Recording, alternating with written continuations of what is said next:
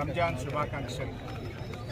ఈరోజు తెలంగాణ రాష్ట్రంలో ముఖ్యంగా గత 10 ఏళ్ల కేసీఆర్ పాలనలో మైనార్టీల అభ్యున్నతి కోసం, హిందువుల అభ్యున్నతికి ఏ రకంగా అయితే పాటుపడ్డారో మైనార్టీల అభ్యున్నతి కోసం కూడా బీఆర్ఎస్ ప్రభుత్వం గత 10 ఏళ్లు కృషి చేసింది।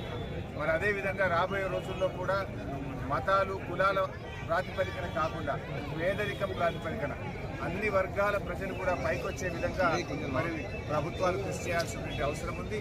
ఈరోజు ఈ రంజాన్ పండుగ మరి అందరూ కూడా హిందూ ముస్లింలు అనే భేదాభిప్రాయం లేకుండా నిన్న ఉగాది పండుగ రోజు ముస్లిం మైనార్టీలందరూ హిందువుల ఇళ్లలోకి వచ్చి భక్ష్యాలు తిన్నారు, ఉగాది శుభాకాంక్షలు తెలిపారు।